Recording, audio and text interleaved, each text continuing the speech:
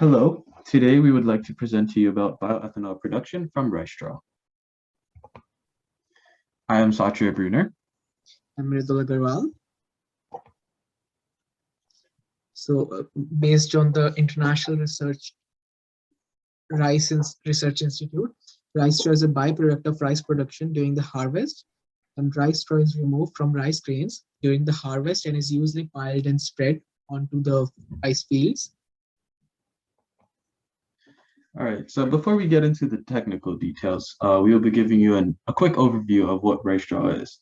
So the global generation of rice straw is approximately 800 to 1,000 million tons per year. Location-wise, 75% to 85% of rice straw is produced in Asia.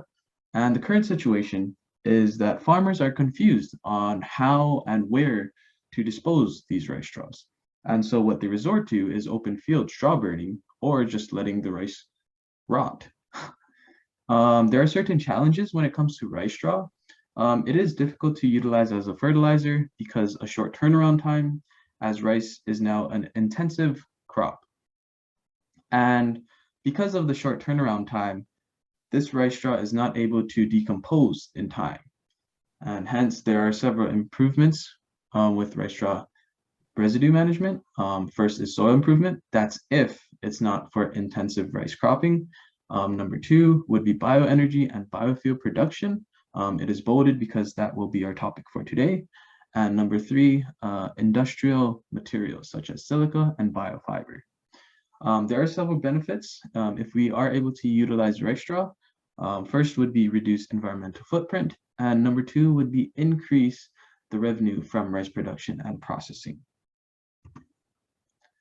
As you can see here, this is the actual condition of rice straw in Indonesia. This was during my co-op on biomass energy in East Nusa Tenggara, Indonesia. As you can see in the back, there's a black patch, and that is literally open field burning. And this is just laying on the street because the farmers don't know where to put the rice straw.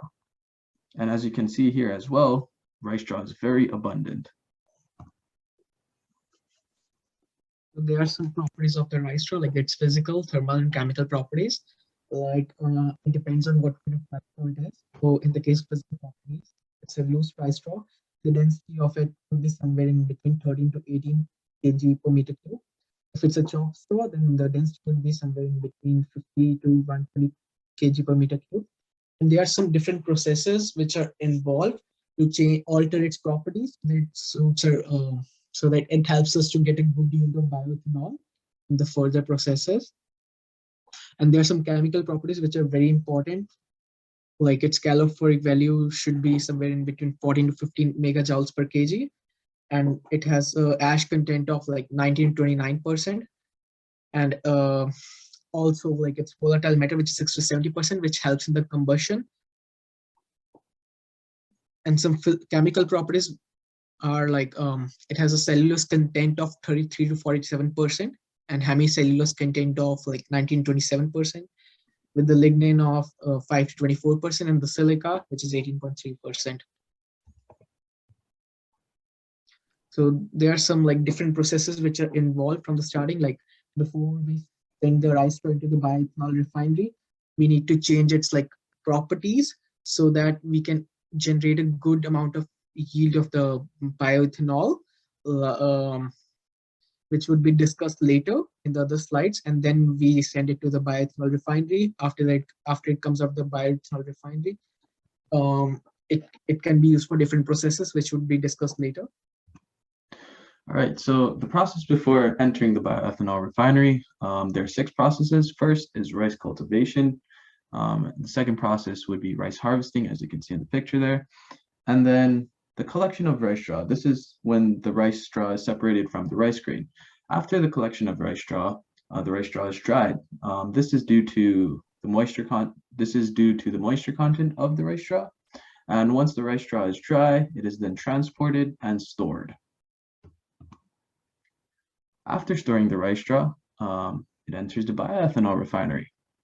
And once it enters the bioethanol refinery, pretreatment is essential as it disrupts the lignocellulosic complex. Pretreatment removes lignin, removes cellulose crystallinity, and increases the porosity of the materials. Also, pretreatment increases the digestibility of the substances for enzymatic hydrolysis, which is the next process. However, there are 4 different pretreatments that can be chosen. First is physical, the second one is chemical, the third one is biological, and the fourth one is combined. Physical pretreatment is basically using a grinder or a mill. Chemical pretreatment is using alkali or acid.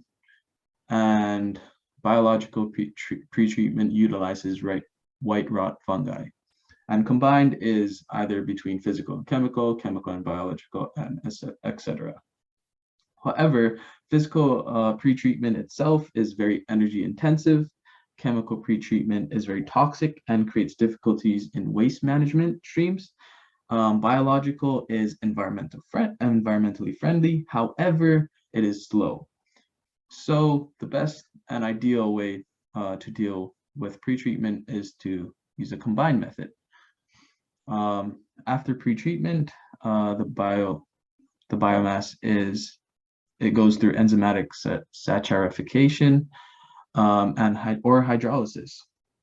Enzymatic saccharification or hydrolysis separates the polymers of cellulose and hemicellulose with the help of enzymes to obtain 5 to 6 carbon sugars. And then it goes through fermentation. This is where the sugar is then converted into ethanol. And we get bioethanol. So it comes after the bioethanol refinery. The bioethanol can be blended with the gasoline, like up to 10%, which is suitable for all the gasoline engines. This can be used as an alternative clean fuel to the gasoline, and can be put in different cars and other motor vehicles. Okay, now we would like to talk about the positive environmental impacts. First, bioethanol is carbon neutral. As you can see, it is from biomass waste, and that waste is then burned, but then that carbon dioxide that is burned will be absorbed again by the plants. Obviously, it is also renewable. Bioethanol also has minimal impact to the environment, as drilling and mining for oil rigs and oil spills from offshore oil rigs are avoided. As we talked about before, about open field burning, if we're able to reduce that, we're able to reduce air pollution or smog. So like the economic review of the bioethanol. So basically based on the case study in the Bali, which was done in the Indonesia, Bali, by a person named Victor Samuel. And the bioethanol, like the production of bioethanol helped to contribute $82.8 million to the Indonesia's GDP.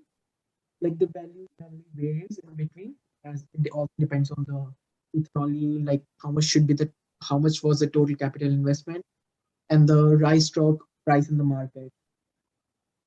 Other than that, like there was a positive impact on the foreign exchanges, as it helped Indonesia to save around $30 million every year.